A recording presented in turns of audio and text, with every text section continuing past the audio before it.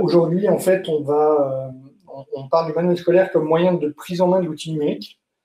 Pourquoi ça nous paraissait important de réfléchir là-dessus et d'avoir des gens qui savent de quoi ils parlent autour de la table. C'est que voilà, le manuel scolaire à l'ère du numérique, le manuel scolaire à l'ère du numérique évolue en lui-même et, euh, et ça engendre une nouvelle posture de l'enseignant euh, qui utilise les manuels scolaires. Alors, je ne sais pas, après, c'est une question que je pose. Je ne pense pas que ça modifie la démarche pédagogique, mais en tout cas, ça modifie et ça renforce la personnalisation, la différenciation, etc., etc. Mais en tout cas, ça nécessite la maîtrise de l'équipement et de l'outil, des outils pédagogiques. C'est pour ça d'ailleurs qu'on fait ce webinaire. Donc, on reçoit, alors pour l'instant, Dylan, qui représente le livre scolaire, qui justement va nous parler de comment le livre scolaire peut proposer un manuel scolaire comme moyen de prise en main de l'outil numérique. Dylan, tu as pour l'instant l'heure complète pour parler de ce sujet et de comment le livre scolaire l'aborde. Moi, je vais débrancher ma caméra, je me ferai le maître du temps, comme d'habitude. Voilà, j'interviendrai si besoin il y a pour peut-être poser des questions ou pour me faire le maître du temps. Donc, écoute, Dylan, je te remercie en tout cas d'être présent. Et je te propose de commencer à introduire le sujet et la façon dont le livre scolaire intervient et appréhende ce sujet. Ok, génial. Eh ben, merci beaucoup. Eh bien, du coup, je vais d'abord me présenter pour ceux qui ne me connaissent pas encore. Moi, je représente du coup le livrescolaire.fr. Donc, ça fait 3 ans que je travaille dans le secteur de l'édition scolaire et au livrescolaire.fr. Mon rôle, c'est d'accompagner les professeurs sur le terrain et à distance à travers des webinaires dans l'utilisation de notre manuel numérique, mais également d'échanger avec les professeurs sur des sujets un peu plus divers comme celui-là, donc comme le sujet du webinaire d'aujourd'hui. Le livrescolaire.fr, comme le disait Olivier, on est un éditeur de manuels scolaires, donc on fait des manuels papier, tels que vous les avez toujours connus, et des manuels numériques qui sont entrés un petit peu dans l'univers de l'éducation il y a quelques années maintenant. On édite des manuels, nous, dans toutes les matières, de la sixième à la terminale. On fait les matières du coup du tronc commun et également les matières de spécialité dans les filières générales, technologiques et professionnelles. Donc on a vraiment en très peu de temps, ça fait 10 ans qu'on existe, on a vraiment en très peu de temps édité beaucoup de manuels et couvert un petit peu le marché. Donc on n'édite pas tous les manuels, il y a tellement de matières et tellement de spécialités différentes, mais on fait les plus courantes, on va dire. Euh, Nous, pour le coup, moi, j'avais vraiment envie d'intervenir sur le thème aujourd'hui, manuel scolaire comme moyen de prise en main de l'outil numérique, parce qu'en fait, la volonté du livre scolaire au départ, ça a vraiment été de créer un manuel numérique qui apporte vraiment quelque chose aux enseignants et aux élèves, et qui ne soit pas simplement un manuel PDF, un manuel papier en version PDF. On a vraiment travaillé sur cet outil numérique. Pour vous raconter un petit peu l'histoire du livrescolaire.fr, on a été créé par une enseignante qui s'appelle Émilie Blanchard, qui est probablement derrière moi dans les bureaux et qui travaille encore au livre scolaire, qui est aujourd'hui directrice des contenus, donc qui s'occupe de chapeauter entre guillemets toute l'équipe édito pour la rédaction de nos manuels. Pour le coup, le fait d'avoir été créé par une professeure, on a vraiment, pour le coup, le constat de comment ça se passe dans les établissements, qu'est-ce que veulent les profs. Bah, on a vraiment beaucoup d'échanges avec des professeurs justement sur ça. Donc, quand on va créer, nous, un manuel numérique, parce que le manuel numérique, c'était pour nous quelque chose d'important, quand on va aller créer un manuel numérique, on va vraiment s'interroger sur comment cet outil numérique, comment il va simplifier et comment il va être pris en main par les professeurs et les élèves, à quoi il va leur servir et quelle plus-value il va apporter par rapport au manuel papier. Donc, c'est tout un vaste sujet. Je vais pouvoir vous faire un petit peu une présentation de comment nous, au livre scolaire, on a imaginé le manuel numérique et pourquoi on l'a imaginé comme ça. Je vais vous partager mon écran. N'hésitez pas à intervenir dans le chat ou à activer votre micro pour me poser une question pendant ma présentation. Il ne faut pas hésiter à m'interrompre pour vraiment on puisse en faire un débat si sujet il y a. Euh, Sophie, du coup, si c'est un petit peu bruyant à côté de vous le mercredi après-midi, j'imagine qu'il y a toute la famille à la maison si vous êtes chez vous. N'hésitez pas, pareil, à intervenir dans le chat et j'imagine qu'Olivier me fera passer les messages qui apparaissent dans le chat dès que Et vous êtes arrivé. Oui, il y a avant qu'on avance, en fait, pour être tout à fait complet, et après je te laisse parler, effectivement, ouais, le sujet du webinaire, c'était le manuel scolaire comme moyen de prise en main d'outils numériques. Et il y avait une deuxième sous-partie, et tu viens de la souligner, et c'est important que d'en parler aussi, c'est virgule, avec un accompagnement de proximité. exactement. Et ça, je pense que c'est important. Voilà, je voulais simplement ajouter cette petite pierre au sujet, à la thématique, pour que, voilà. Et du coup, je te relaisse la parole et je redis, n'hésitez pas à intervenir, il n'y a pas de souci. Génial. Tu fais bien de le préciser, cette petite seconde partie, l'accompagnement de proximité. Bonjour Sandra, aucun problème.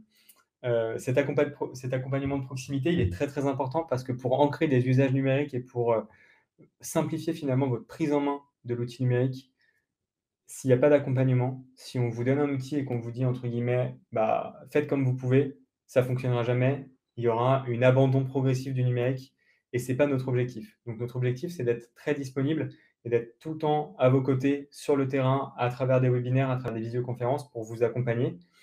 Ça, c'est vraiment une des valeurs principales du livre scolaire et plus principalement de mon équipe. Donc mon équipe, j'ai une équipe de 6 accompagnateurs numériques qui sont sur le terrain dans toute la France. Et dès que vous les sollicitez par téléphone ou par mail, on trouvera toujours un créneau pour venir vous voir dans votre établissement ou si ce n'est pas possible de venir vous voir dans l'établissement, pour le faire en visioconférence. L'accompagnement est très très important pour vous permettre de prendre en main l'outil numérique, justement. Je vais vous partager mon écran. Check, check. Parfait. Donc là, normalement, vous devez voir mon écran. Je vais vérifier que tout est OK. A priori, c'est tout bon. Donc là, actuellement, pour contextualiser, on est sur le manuel numérique premium du livrescolaire.fr. Ici, vous avez du coup un manuel numérique tel que vous le connaissez peut-être déjà. Ce manuel numérique, là, on est sur un manuel d'histoire seconde, par exemple. Ce que je vais vous montrer sur ce manuel d'histoire seconde est valable pour tous nos manuels, dans toutes les matières, sur tous les niveaux. Ça fonctionne de la même manière. On retrouve un sommaire à gauche et la page au milieu. C'est important, cette structuration et cette navigation, elle est importante. C'est important de la souligner parce que c'est ce qui vraiment va lui apporter une plus-value numérique. On a toujours cette vue PDF. On peut retrouver la vue PDF du manuel. Donc, c'est-à-dire que là, on retrouve la vue du manuel papier finalement en version scannée. La vue web a vraiment apporté une plus-value, tout simplement parce que sur cette vue web, bah déjà, il y a de l'interaction qui va se mettre en place avec vos élèves, mais je ne vais pas rentrer dans le détail parce que ce n'est pas vraiment l'objet du webinaire. Mais si on va vraiment faire un focus contenu, je prends par exemple cette carte interactive. Là, on est en histoire. Cette carte interactive dans une vue PDF, elle n'est pas interactive. On prévient qu'elle l'est, mais sur cette vue PDF, elle ne l'est pas. Donc, quand on va venir dire que le manuel numérique, c'est finalement un PDF, il n'y a pas d'intérêt, à mon sens. Vraiment, à mon sens et dans notre esprit au livre scolaire, il n'y a pas d'intérêt d'avoir ce genre de manuel numérique, tout simplement parce qu'un PDF, vous ne pouvez rien faire dessus. Un vrai manuel numérique, vous pouvez interagir dessus. Je reprends ma carte interactive de suite. Alors, il faut que je la retrouve. Hop. Parfait.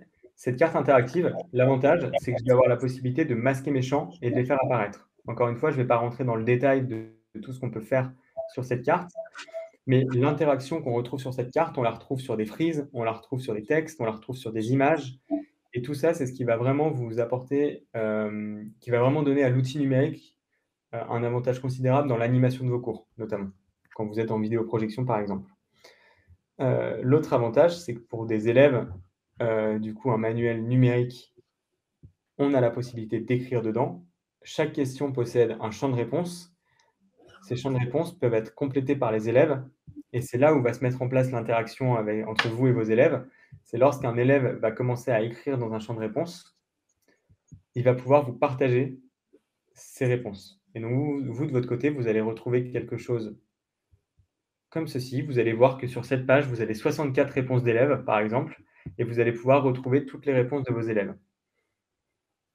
Par exemple, là, on va regarder Jean-François et on va regarder ce que Jean-François a fait. Et Jean-François, il a répondu à toutes les questions. Et ça, pour le coup, c'est ce qui va vraiment apporter une plus-value au manuel numérique.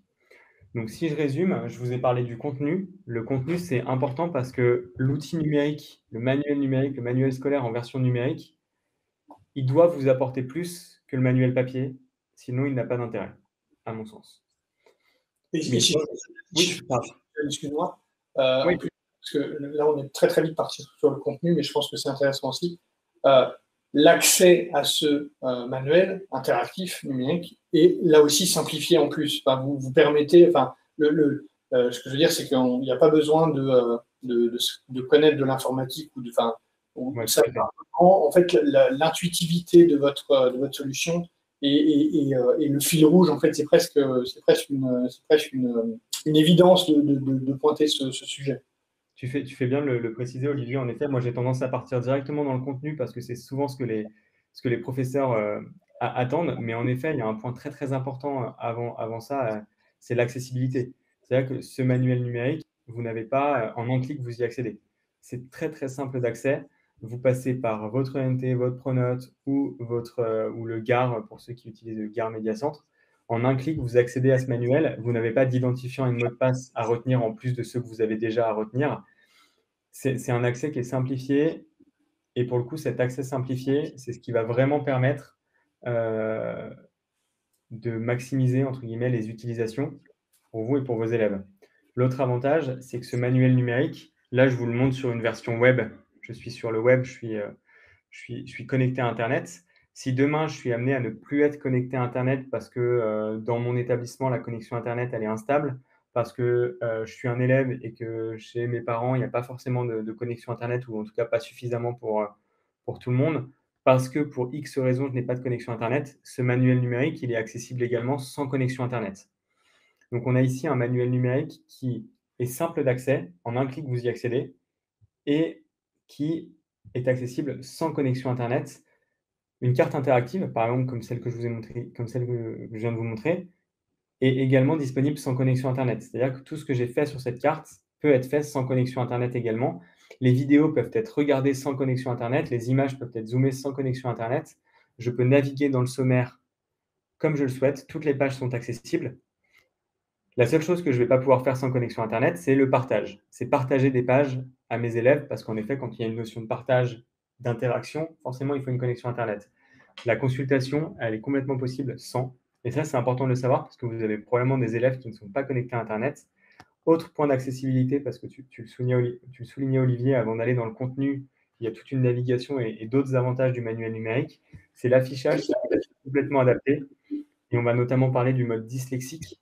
Ce mode dyslexique, pour toutes les personnes dyslexiques, donc enseignants, élèves ou toute autre personne, ce mode dyslexique va venir changer la police d'écriture du manuel numérique. Alors ça, sur un PDF, sur un manuel papier, ce n'est absolument pas possible.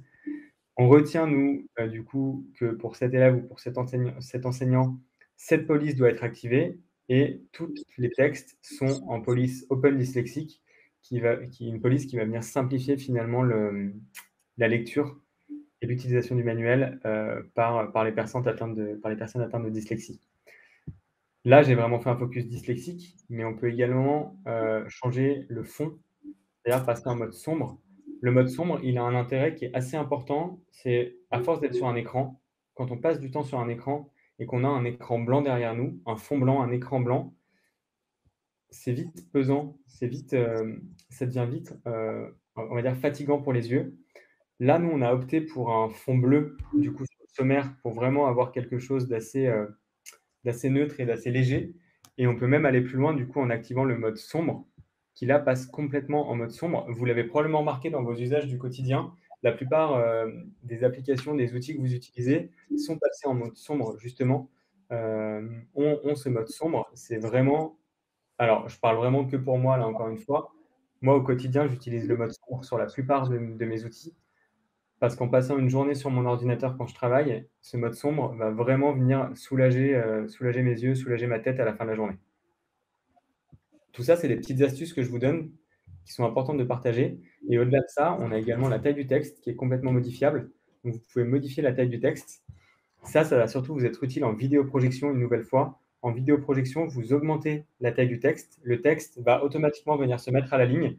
Vous avez tous connu cette vue PDF sur laquelle vous allez venir zoomer en disant je veux faire apparaître que ça. Donc vous jouez avec la souris pour faire apparaître qu'un élément, ça vous repart en arrière. Enfin, on a tous connu ce côté pas très pratique du PDF sur lequel on doit zoomer. Et puis même quand on a réussi à zoomer, les élèves qui sont en fond de salle nous disent j'arrive pas bien à voir. Eh bien, l'outil numérique ici va vous apporter une simplicité dans votre animation de cours en vidéoprojection. Vous pouvez complètement agrandir les textes. Donc là, par exemple, vous agrandissez le texte. Et si vous voulez montrer un document en particulier, ce document 1 par exemple, vous allez pouvoir l'agrandir et l'avoir ici en plein écran. Et là, vous n'allez plus avoir d'élèves qui vous diront « je n'arrive pas à lire ». S'ils le font, ça sera probablement de la mauvaise. Quand vous êtes sur un document, vous pouvez toujours augmenter la taille du texte. Vous avez toujours la possibilité de le faire. Vous avez toujours la possibilité d'activer le mode dyslexique. Vous avez également la possibilité de changer de police, sans parler de police open dyslexique. Parfois, certaines polices ne sont pas adaptées et vous appréciez pas une certaine police, vous pouvez les changer également pour les adapter. Alors ça, c'est une police, pour la petite anecdote, qui est beaucoup appréciée par les professeurs de français sur les textes. Ils utilisent beaucoup la police Sabonne, du coup, qui est pas mal. Je réinitialise pour retrouver mon affichage d'origine. Alors ça Dylan, excuse-moi, en fait, toutes les fonctionnalités que tu montres, c'est accès ENT, accès hors ENT, puisque Sandra a posé une question sur un élève qui, par exemple, est en service de soins et qui pourrait accéder à ce manuel hors un ENT. On est d'accord? Tout à fait, exactement. Je vous ai parlé d'ENT parce que dans la plupart des cas, les établissements ont un ENT et passent par ce moyen de connexion qui est simple et sécurisé. Si vous n'avez pas d'ENT, nous, on s'adapte complètement à vos besoins sur l'accès. On va créer du coup un identifiant et un mot de passe pour ces élèves ou les professeurs qui n'auraient pas accès à un ENT. Alors, Aline, toutes les modifications que je viens de montrer, en effet, sont accessibles sans connexion Internet. Donc, tout ce que je fais, vous pouvez le faire sans connexion Internet. Par exemple, cas d'usage concret, vous êtes en classe, vous n'avez pas de connexion Internet, vous allez utiliser le manuel sans connexion Internet et vous allez pouvoir faire tout ça en vidéoprojection. Oui, Sophie, tout à fait. Lorsque vous allez faire des réglages donc sur la police, sur la taille, sur les textes, etc., tout ce que vous allez faire va rester enregistré pour la suite. Vous n'allez pas avoir besoin de le refaire à chaque fois. Comme vous avez pu le voir, ici, je l'ai fait, ça va rester. C'est-à-dire que vous vous déconnectez, vous vous reconnectez. Sur cette page, les modifications que vous aurez faites d'affichage resteront. Et vous avez la possibilité également de réinitialiser. Donc, dès que vous réinitialisez, vous revenez à la vue, on va dire, classique. Et cette vue classique, vous allez la conserver si vous avez réinitialisé.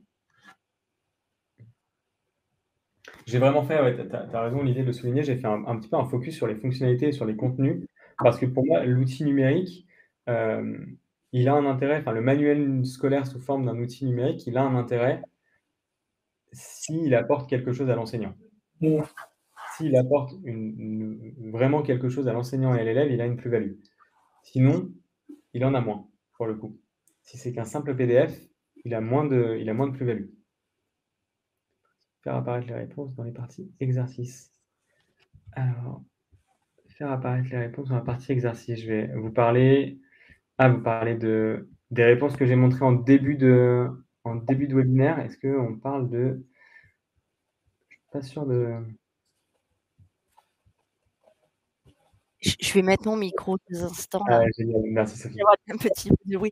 Oui, en fait, dans les parties exercices, par défaut, en tout cas dans le livre de physique-chimie, puisque je suis en physique-chimie, il y a une place pour faire apparaître les réponses des élèves, en fait. Donc ça apparaît par défaut, a priori. En tout cas, c'était le cas jusqu'à cette année. Et donc, moi, c'est un truc que j'aime pas trop, donc je passe mon temps à l'enlever. Donc, je voulais savoir si, quand je fais le réglage, je fais pas apparaître la place pour les questions, est-ce que ça reste aussi enregistré ou pas? Oui, Ou est-ce tout à que fait. je refasse à chaque fois? Non, ça, en effet, vous pouvez, ça restera à chaque fois. Dans la version actuelle, je suis pas sûr que ça reste à chaque fois, pour être honnête. Je pense pas que ça fonctionne dans la version actuelle. Dans la nouvelle version qui va sortir à la rentrée, ça fonctionne. D'accord. OK, merci. Je recoupe mon micro par prudence.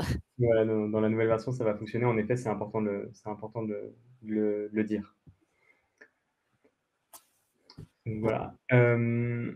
Si je veux, alors tu me dis Olivier, hein, je risque parfois de m'éloigner un petit peu du sujet. C'est totalement dans mon habitude. J'ai envie de dire plein de choses et de partager beaucoup de choses. N'hésite pas à me dire si je m'éloigne un petit peu du sujet. N'hésite pas Pas de souci. à me poser des questions. Je voulais également parler de... Alors, le thème parle d'outils numériques. On parle un peu des outils numériques. Le manuel scolaire en version numérique, le manuel numérique, c'est un outil numérique, mais un manuel scolaire peut intégrer d'autres outils numériques. Je m'explique. Quand on a un manuel numérique ou un manuel scolaire, on peut rediriger vers d'autres outils numériques que vous avez l'habitude d'utiliser, vous, en tant qu'enseignant. Donc, il y a des outils qui sont très spécifiques à votre matière. Je pense, dans les matières scientifiques, à Python, GeoGebra. En anglais, je pense en langue, je vais penser du coup à des laboratoires de langue sur lesquels on va pouvoir s'enregistrer, travailler l'oral, etc. En anglais, sur les langues, je pense également à la fonction d'écoute, c'est-à-dire de pouvoir écouter les textes avec un natif, du coup, anglais, espagnol ou français qui va lire le texte. Tout ça, c'est des outils numériques qui vont être des outils complémentaires finalement au contenu, au manuel numérique et qui sont importants de connaître. C'est important lorsque vous choisissez de travailler avec un manuel numérique ou un autre, de regarder justement tout ce qui se fait et tout ce que quels sont les outils numériques que va proposer l'éditeur dans son manuel. Je vous dis ça, nous on propose pas mal d'outils numériques supplémentaires. Je pense à Genially. On a énormément de modules Genially dans nos manuels. On trouve que pour nous, dans le contenu, c'est important d'avoir un contenu qui soit diversifié et de proposer plusieurs types de contenus. Je prends par exemple sur le chapitre 4, ici, en histoire, on va utiliser des Padlets, on va utiliser beaucoup l'interview de professeurs. On va parler aussi de recherche à la loupe, donc de jeux qui vont vraiment permettre de venir rechercher des éléments importants sur une image. On utilise beaucoup la vidéo, des vidéos qu'on crée nous en interne, et en langue, forcément des vidéos authentiques. On va utiliser beaucoup les outils de quiz, les outils également Genially pour toute l'interactivité. On va utiliser le jeu beaucoup. Donc quand je parle de jeu, on va utiliser des jeux tels que le jeu de loi pour avancer dans un chapitre.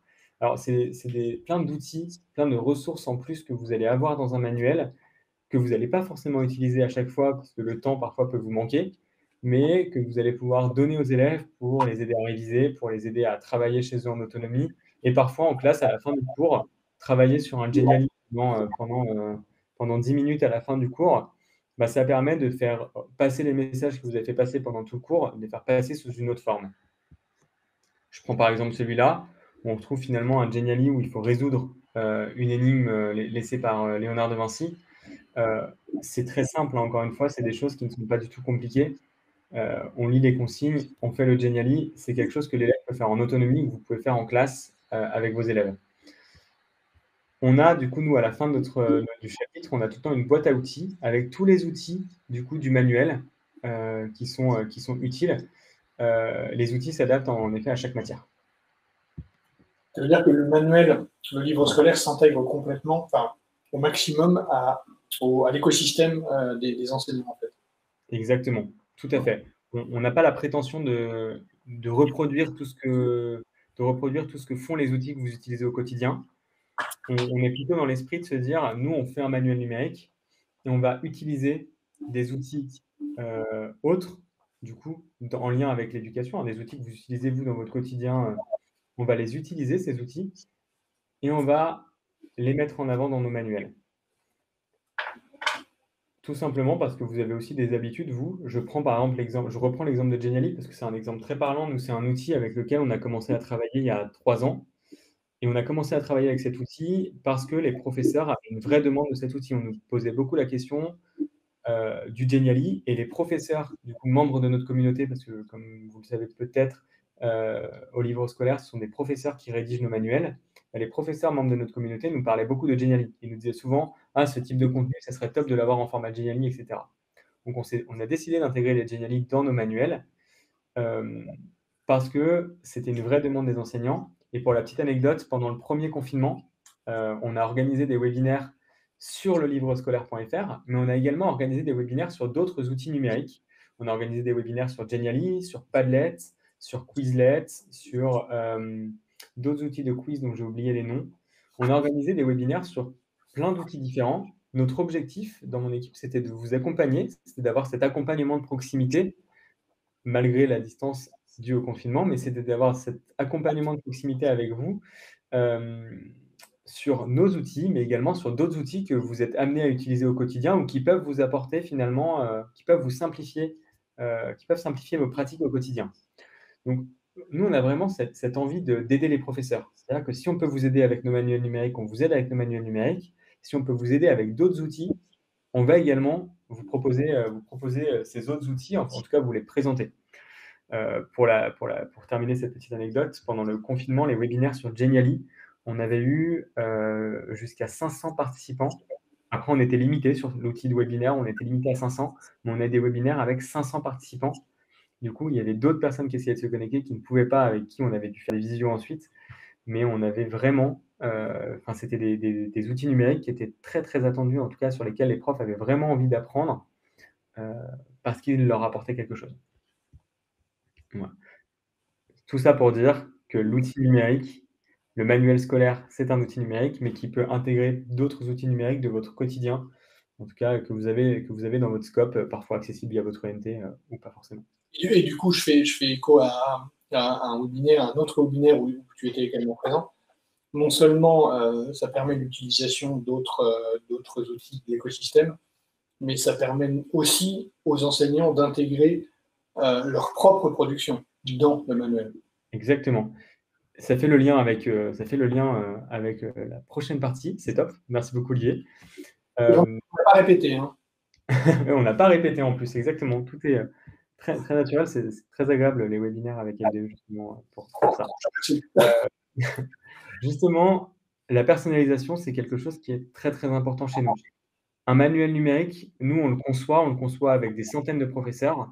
Ça ne veut pas forcément dire que tous les contenus qu'on aura mis dedans vont correspondre à vos méthodes d'enseignement et au niveau de vos élèves. Le manuel numérique, l'outil numérique doit aussi vous permettre d'apporter votre touche, entre guillemets, au manuel numérique. Je ne vous dis pas de tout modifier parce que j'imagine que si vous choisissez notre manuel numérique, c'est que globalement, il vous a un peu plu, mais vous pouvez l'adapter. Comment faire? Je prends par exemple ce document. Je vais changer un peu de manuel, je vais aller en physique-chimie pour vous montrer vraiment que ça fonctionne partout. Et en plus, Sophie, tout à l'heure, me disait qu'elle était en physique-chimie. Sophie, que j'ai déjà vu sur certains webinaires. Je reconnais votre nom maintenant. Donc là, par exemple, en physique-chimie, j'ai ici le document 2.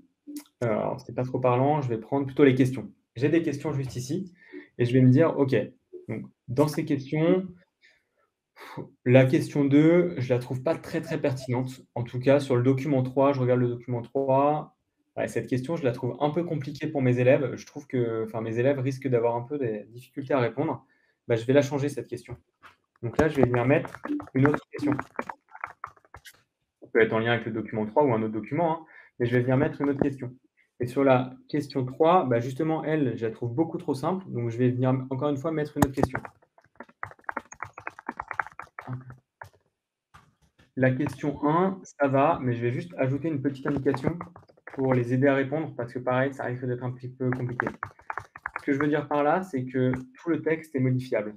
Tout ce que vous allez écrire, tout ce qu'on a écrit est modifiable. Donc, vous pouvez supprimer, vous pouvez ajouter du texte, vous pouvez mettre en gras certains textes.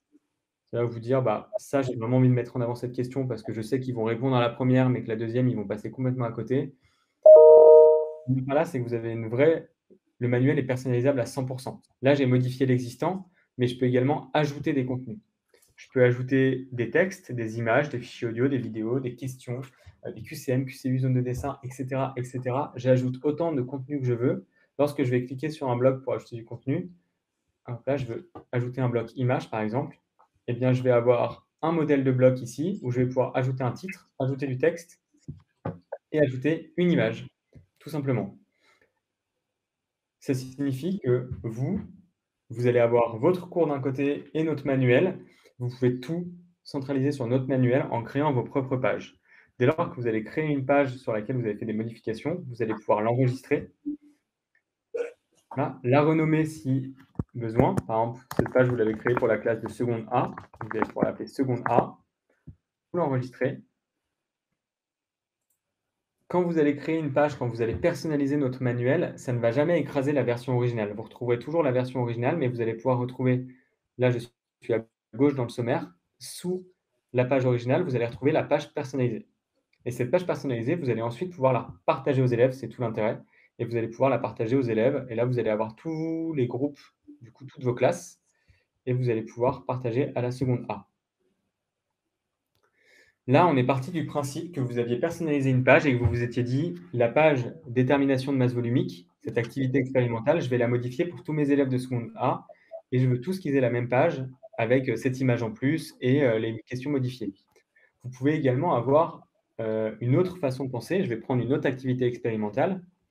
Et là, sur celle-ci, sur réaliser une chromatographie sur couche mince, je découvre moi-même des mots en même temps pendant ce webinaire. Sur cette page, vous allez pouvoir vous dire, OK, alors là, les questions, je vais juste modifier celle-là parce qu'elle ne me convient pas. Donc, vous modifiez la question. Hop, vous enregistrez la page. Et là, vous allez enregistrer cette page pour un groupe de votre classe. Vous allez pouvoir, grâce à ça, mettre en place la différenciation. Comment? Donc, vous allez pouvoir vous dire, j'ai une page originale. Depuis cette page originale, je vais créer 2 pages personnalisées et je vais adapter les questions en fonction de mes groupes d'élèves. Je vais faire une page, une activité expérimentale un peu plus compliquée parce que j'ai des élèves qui sont meilleurs finalement sur ces notions-là, et une page un peu plus simple pour les autres élèves qui ont un peu plus de difficultés pour continuer de les faire apprendre. Donc là, vous allez par exemple nommer cette page groupe 1 seconde A, par exemple. Vous l'enregistrez. Donc là, vous allez créer une page où vous allez modifier les questions pour le groupe 1 de votre classe de seconde A. Et vous allez pouvoir faire exactement pareil en reprenant la page originale. Donc vous vous remettez sur la page telle que nous on l'a créée. Vous revenez sur les questions, vous venez modifier une nouvelle fois les questions. Donc là, par exemple, vous venez modifier cette question. Vous enregistrez du coup une nouvelle page personnalisée que vous allez appeler par exemple groupe 2 seconde A. Vous l'enregistrez et du coup, depuis cette page originale, vous allez retrouver 2 pages personnalisées, une page pour le groupe 1, une page pour le groupe 2. Et ces pages, vous allez pouvoir venir les partager au groupe 1 et au groupe 2 directement. Donc ici, quand vous allez partager, vous allez pouvoir voir, alors là, sur la classe de seconde A, j'ai la classe de seconde A, mais je n'ai pas les groupes. Donc, pas grave, vous allez pouvoir du coup vous dire que vous allez gérer les groupes, vous allez pouvoir modifier le groupe en prenant la classe de seconde A et en sélectionnant les élèves qui vont recevoir la page groupe 1 et en sélectionnant les élèves qui vont recevoir la page groupe 2. C'est ce qui a été fait avec la seconde C. Vous voyez, vous avez groupe 2 ici directement. Donc ça, c'est vous qui allez pouvoir gérer. Vous allez avoir vos classes et ces classes, vous allez pouvoir soit partager à une classe entière, soit mettre en place la différenciation en partageant qu'à certains élèves. Du coup, si je résume, le numérique, ça doit également vous permettre de mettre en place des pratiques pédagogiques un peu courantes comme la différenciation, par exemple, que vous avez tous envie de mettre en place, j'imagine, mais concrètement, c'est compliqué de la mettre en place. Enfin, c'est compliqué. Ça demande du temps, ça demande de l'énergie. Si l'outil numérique peut simplifier finalement la différenciation et la préparation de vos cours, bah, il a tout son intérêt, justement, cet outil numérique. Est-ce que vous avez des questions sur ça? Alors, je vois quelques questions dans le chat. Sophie, est-ce que les 2 versions de l'exercice, la version originale et la version modifiée, seront visibles par l'élève? Oui, tout à fait. Alors, l'élève, lui, il verra, du coup, il aura toujours la page originale, parce qu'on ne peut pas la supprimer du manuel non plus, mais il aura également les pages personnalisées. Vous, à partir du moment où vous partagez une page, vous partagez la page aux élèves de seconde A, l'élève de seconde A, lui, arrivera directement sur la page. C'est-à-dire qu'il n'arrivera pas sur la page originale. La page originale sera visible, mais lui, il sera automatiquement reconduit sur la page que vous avez personnalisée. Mais il verra les 2 versions. Je regarde s'il y a d'autres questions. N'hésitez pas à poser vos questions à l'oral également si vous en avez. Là-dessus, je pense que vous serez d'accord avec moi pour dire que l'outil numérique, il doit vraiment vous simplifier le quotidien et celui de vos élèves et pas le complexifier. Donc, Et c'est vraiment, pardon, excuse-moi Dylan, pardon. ouais. c'est vraiment la différence. Moi, je suis chargé chez LDE de développer l'usage du numérique. Et moi, il y a vraiment deux familles dans le numérique. Il y a les manuels numériques et les ressources numériques. Les ressources numériques, généralement, sont spécialisées sur un sujet et du coup, elles vont vraiment très, très, très, très, très loin et très à fond sur un sujet, l'orientation, par exemple, ou d'autres sujets, ou l'apprentissage des langues. Pourquoi c'est intéressant le manuel numérique, et je fais vraiment une différence, c'est que là, vous pouvez vous adosser à un parcours, c'est-à-dire comment dirais-je, un programme qui est déjà structuré, qui est déjà validé, etc. Et du coup, petit à petit, l'amener à votre main, enfin le faire à votre main, le faire à votre envie, à votre apport pédagogique personnel. Et c'est un bon moyen, en fait, de prendre en main un outil simple, alors pas simpliste, parce que c'est simple à prendre en main, mais le contenu et ce que ça permet de faire est loin d'être simple. Ça, Dylan pourra en parler, mais ça vous permet en fait de prendre en main un outil qui est un outil transverse et qui vous permet d'aller très très loin et de suivre le programme sans aller chercher un outil qui peut être sur tablette ou qui peut ne pas être sur tablette particulier qui nécessite sans doute peut-être une formation spécifique ou un accompagnement spécifique. Donc c'est vraiment pour ça qu'on voulait avoir le livre scolaire et Belin Éducation pour parler de ce sujet-là. Oui, tout à fait. Je te rejoins parfaitement sur les points que tu as soulevés. Aline, pour répondre à votre question, est-ce que l'enseignant peut envoyer la version modifiée par mail? Tout à fait. Vous pouvez également, quand vous allez partager, alors moi j'ai sélectionné la version de partage la plus simple qui est de partager directement à votre classe, mais vous pouvez également lui partager un lien ou un QR code et lui envoyer par mail.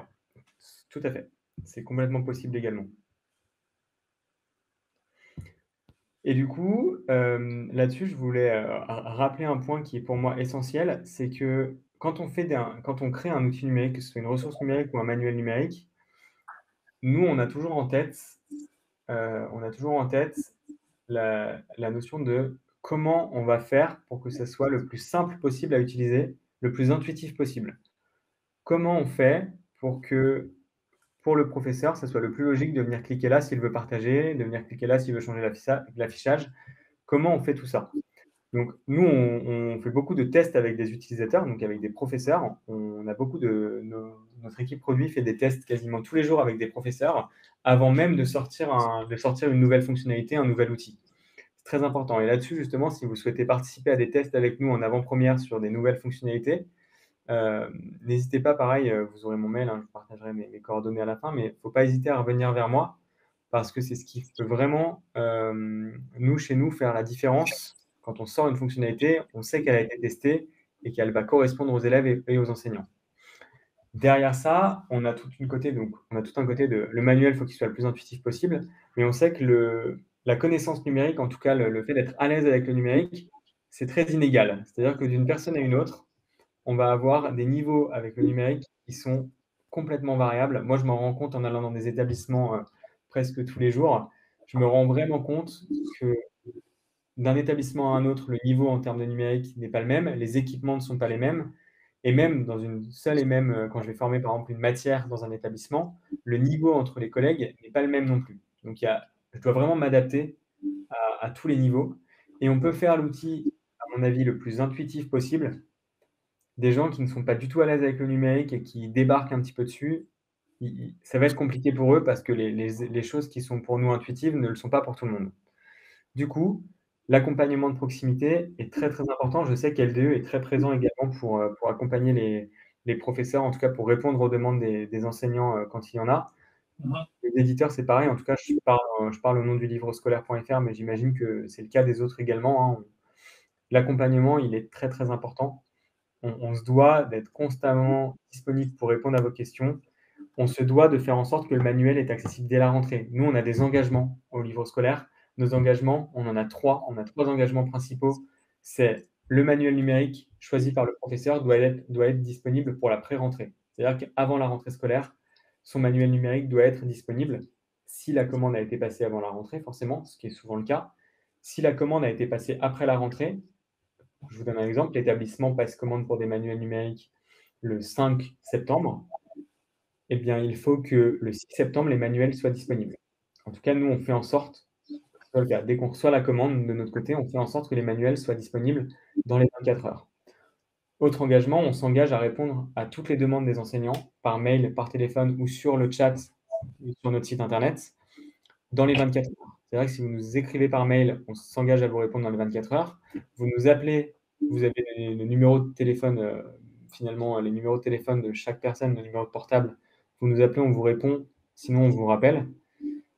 Et la dernière chose, c'est le chat. Vous avez un chat sur notre site. Vous avez une réponse avec le chat garanti en moins de 5 minutes. Tout ça, c'est plein d'éléments qui font que vous n'aurez jamais aucune frustration, que vous n'allez jamais rester bloqué avec votre manuel, parce que j'imagine que la crainte du numérique, c'est aussi de se dire, et si j'arrive un matin et ça ne fonctionne pas, comment je fais? Ça, personne n'a envie que ça arrive, hein. On n'a pas envie que notre routine ne fonctionne pas et de devoir, entre guillemets, rechallenger tous les cours de la journée. Du coup, nous, on est disponible, on est là pour répondre à vos questions quand vous le souhaitez. Et ça, c'est important de le savoir. L'accompagnement de proximité, et j'étais très content qu'Olivier qu'on le mette dans le thème de ce webinaire, justement, parce que selon moi, sans accompagnement, sans formation, la prise en main de l'outil numérique, elle est compliquée. De rien. Voilà. Je vois que quelqu'un est en train d'écrire. Sophie, alors lorsqu'on passe une commande de livre d'ici fin juin, on trouve début septembre. Alors, Sophie, c'est une très bonne question. Si vous passez la commande de livres avant fin juin, donc avant la fin de l'année scolaire en cours, Sophie demande si on peut avoir accès à la version numérique avant la rentrée pour les professeurs. Alors, il faudra attendre dans tous les cas début septembre. En tout cas, il faudra attendre le 1er septembre pour la rentrée pour que les élèves y aient accès, parce que dans tous les cas, j'imagine que les élèves ne voudront pas y avoir accès en septembre, enfin avant septembre. Pour les professeurs, vous pouvez complètement y avoir accès avant. C'est-à-dire que vous nous sollicitez, nous on vous donne l'accès avant. Donc vous passez la commande, on reçoit la commande. On peut la déployer pour vous un peu en avance, exceptionnellement, hein, pour que vous puissiez commencer à préparer vos cours, etc. Ça, c'est possible. Si vous étiez déjà abonné, je prends un exemple, vous aviez déjà nos manuels numériques l'an dernier, donc sur l'année en cours, et vous les gardez pour l'an prochain, eh bien, les manuels numériques que vous avez déjà là, vous les avez jusqu'au 15 août. Vous renouvelez l'abonnement qui s'activera mi-août, on va dire la 3e semaine d'août. Donc, vous aurez une coupure très courte et vous retrouvez tout ce que vous avez fait pendant l'été et pendant toute l'année. Je ne sais pas si ma réponse était très, très claire. En tout cas, ce qu'il faut retenir, c'est que oui, c'est possible. On trouve des solutions pour ça possible. On sait que beaucoup d'enseignants travaillent pendant l'été justement pour préparer les cours. Je ne sais pas, Olivier, si tu as envie de partager toi aussi quelques sujets, poser des questions ou dans le chat, si certains d'entre vous, Marine, Sophie, Sandra, Aline, je reste disponible. Moi, alors, on est bien, hein, parce qu'il est moins 10, là, donc on va atteindre tranquillement l'heure de webinaire, ce qu'on s'était fixé. Non, en fait, moi, alors, pas de questions, parce que globalement, hein, ce que vous proposez au niveau scolaire est assez... Petit 1 est assez clair, ta démonstration est là aussi claire, et je pense que la prise en main des outils tels que ce que propose le livre scolaire, enfin les manuels numériques que propose le livre scolaire me paraît intéressant. Je déplore le fait que Benoît Éducation n'ait pas été là, parce que ça aurait été intéressant aussi d'avoir leur retour, leur présentation, mais bon, ok. L'impossible il est tenu, c'est pas grave. Mais c'est en fait, j'ai fait vraiment mon commentaire. Après, j'aimerais savoir si vous êtes d'accord avec ce que j'ai dit en préambule et en commentaire pendant la présentation. C'est que, en fait, moi, ce que j'aimerais savoir, c'est si le numérique modifie en fait votre approche pédagogique, comment j'avais écrit ça, modifie votre démarche pédagogique. Ça, ce serait extrêmement intéressant. C'est vraiment une question que je vous pose à toutes et tous qui nous écoutez. Parce que c'est vraiment important. Après, tu as cité tous les éléments qui font que le numérique peut être difficile, c'est-à-dire la difficulté de prise en main, c'est-à-dire le non-accompagnement. Et fort heureusement, vous faites sur la prise en main et sur l'accompagnement, vous êtes présent. Donc ça c'est intéressant et c'est important. Et sur le côté, on peut utiliser un manuel scolaire qui est déjà pensé pour balayer la totalité du programme scolaire. Et du coup, ça permet aux enseignants en fait, de ne pas… Alors, je vais le dire peut-être un peu raccourci, mais excusez-moi ce terme, mais de ne pas trop perdre de temps là-dessus et de garder une qualité de contenu qui soit intéressante et qui engage l'élève. Donc, pas vraiment de questions, mais j'aimerais effectivement bien que vous réagissiez sur le questionnement que je me pose sur est-ce que le manuel numérique modifie vraiment votre démarche pédagogique. Alors, j'ai Sophie qui me répond, le numérique est plus, mais il va complètement modifier mon approche pédagogique. D'accord, ok. Donc ça reste un outil, certes important, mais qui est au service de votre approche pédagogique, c'est pas l'inverse. Ce qui est un peu logique. Hein. Oui.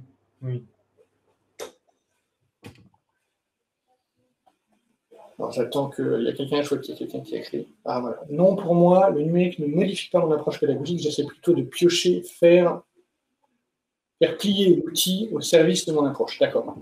Ce qui me paraît tout à fait évident et tout à fait intelligent, bien entendu. Mais c'était intéressant de poser la question, puisque alors nous, on discute pas mal avec beaucoup d'associations. Il y a des approches de pédagogie inversée, de travail à la maison, etc. Là, après, je ne sais pas si l'outil numérique permet d'autres choses. Mais en tout cas, les pédagogies un peu différenciées et de personnalisation et d'accompagnement d'un élève, d'une typologie d'élève en particulier, je pense que c'est facilité par le numérique. Oui, effectivement, Sandra, vous parlez de la recherche de souplesse.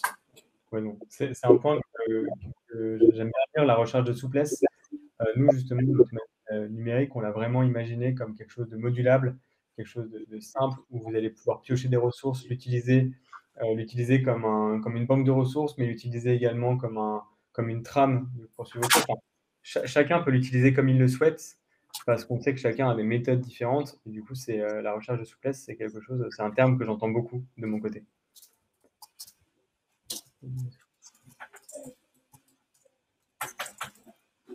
Écoute, je pense que après, sauf si effectivement, Dylan, tu as d'autres choses à rajouter, je pense qu'on peut.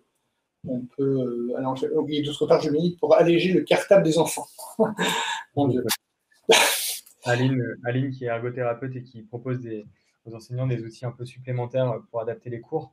C'est super, en effet, de faire ça. L'outil numérique permet également de s'adapter aux besoins de chaque enfant et d'adapter ses cours justement à chaque enfant. Et c'est tout l'avantage du numérique également. Dylan, si tu le souhaites, je te laisse mettre tes coordonnées, si tu veux, dans le chat. Tout à fait, je vais tout de suite. Après, que ce soit Aline ou d'autres, hein, moi je vous ai laissé également mes coordonnées, donc on peut continuer à échanger sur ce sujet. En tout cas, je vous remercie d'avoir écouté religieusement et d'être intervenu, enfin en tout cas d'avoir écouté religieusement Dylan. Je remercie Dylan de s'être prêté à cet exercice, bien entendu. Voilà. Alors que ce soit Dylan pour le livre scolaire ou nous pour le catalogue de manuels et de ressources numériques qu'on propose, parce qu'on en propose un certain nombre. Donc n'hésitez pas à aller sur le site LDE, vous verrez un peu des éléments sur ce point-là. Mais que ce soit le livre scolaire ou nous, en fait, on est à votre disposition pour aller un peu plus loin, pour en savoir plus sur ces sujets. En espérant que ce webinaire vous aura intéressé. Il ne me reste plus qu'à vous souhaiter une très très bonne journée. Et comme le mois de juin avance à grands pas, pour certains, s'ils n'en avaient pas le loisir, de très bonnes vacances, parce que juillet arrive à grands pas. Donc voilà. Merci à tous, merci pour vos commentaires. Je terminerai sur le commentaire d'Aline qui me dit que c'est très intéressant. Donc je vous souhaite une excellente journée et je vous dis à très bientôt. Au revoir. À bientôt.